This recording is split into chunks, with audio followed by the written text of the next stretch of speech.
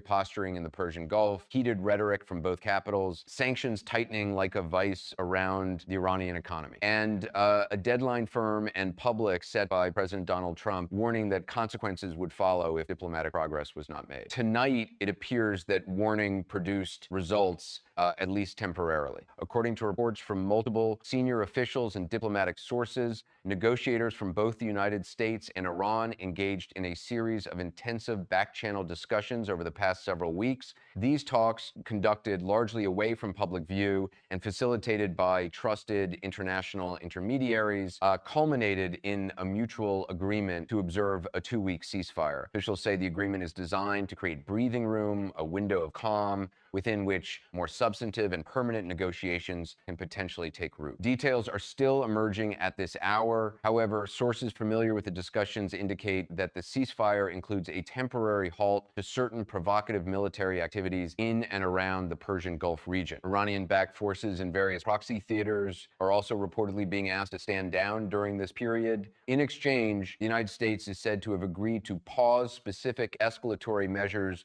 though the full terms of the arrangement have not yet been officially released to the public. It is worth pausing here to understand what led to this moment. Tensions between the United States and Iran have been building steadily for years. The collapse of the original 2015 nuclear deal, known formally as the Joint Comprehensive Plan of Action, set both nations on a collision course. Since then, Iran has significantly expanded its uranium enrichment activities, drawing sharp condemnation from Washington and its allies. The Trump administration, upon returning to power, made clear that a new deal, one with stronger verification mechanisms and broader scope, was a top priority, and it made equally clear that time was not unlimited. The deadline set by President Trump gave Iranian leadership a difficult choice: continue on the current path and face potentially severe consequences, including the possibility of military action, or return to the table and demonstrate a willingness to negotiate in good faith. Tonight, according to officials, Tehran chose the latter, at least for now. For the millions of people whose lives are most directly affected by this conflict, the ceasefire brings cautious, careful hope. In Iran, citizens have endured years of crippling economic sanctions. Inflation has soared. The value of the Iranian rial has collapsed. Ordinary families struggle to afford basic goods. A path toward diplomacy, however uncertain, represents the possibility of relief from that grinding economic pressure. In the broader Middle East, where Iranian-backed groups operate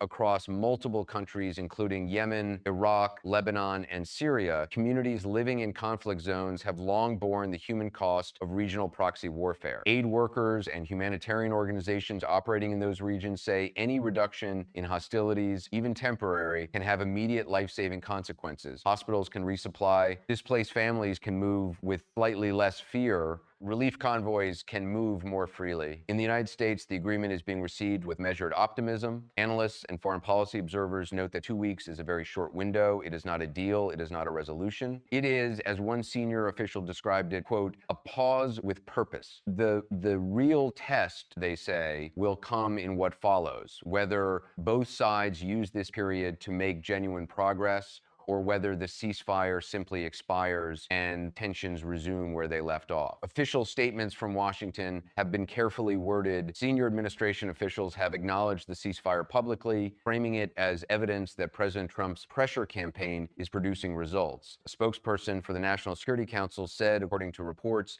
that the United States remains committed to a diplomatic solution, but that all options remain on the table should Iran fail to negotiate in good faith during this period. The message is clear. This is an opportunity, not a concession. From Tehran, the response has been similarly cautious. Iranian officials have confirmed the existence of the agreement while being careful to frame it in terms that play well domestically. State media in Iran has described the ceasefire as a product of Iranian strength and strategic patience, rather than capitulation to American pressure. Analysts note this kind of parallel framing is entirely expected and does not necessarily undermine the agreement itself. Both governments need to sell diplomacy to their own audiences. International reaction has been broadly positive. European allies who have long urged both Washington and Tehran to return to dialogue welcome the news. Officials from the United Kingdom, France, and Germany, key partners in previous nuclear negotiations, expressed support for the ceasefire and called on both sides to use use the 2-week window constructively. The United Nations Secretary General also issued a statement encouraging sustained engagement and expressing hope that this moment could lead to a more durable framework for peace. Regional powers are watching closely. Israel, which views a nuclear-capable Iran as an existential threat, has not publicly commented on the ceasefire at the time of this broadcast. Saudi Arabia and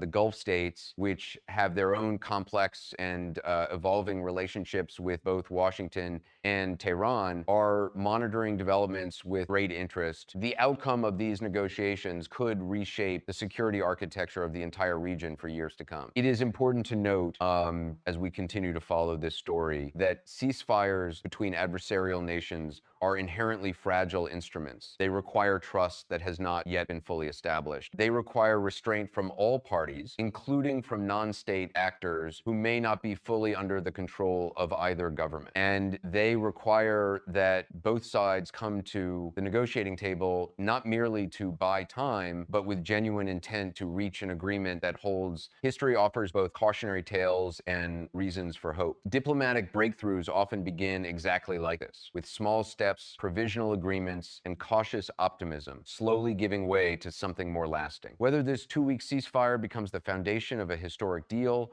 or whether it simply delays an inevitable confrontation remains to be seen. But tonight, the guns are quieter. The rhetoric has softened, if only slightly, and diplomats on both sides are, by all accounts, still talking. That in itself is worth noting. We will continue to monitor this story as it develops. Our correspondents in Washington, Tehran, and across the Middle East are gathering information, and we will bring you updates as new details emerge. Officials say further talks are expected within the coming days, with the structure and agenda of those discussions still being finalized. To summarize where things stand tonight, the United States and Iran have agreed to a 2-week ceasefire reached just ahead of a deadline set by the Trump administration. The agreement is being described by officials as a meaningful but preliminary step. Details are still emerging. Human lives, regional stability, and the future of nuclear diplomacy all hang in the balance. For all of us watching, waiting, and hoping, this is a moment to pay attention. I'm your anchor, and this has been your evening news. Stay with us as we continue to follow this developing story. Stay safe, stay informed, and good night.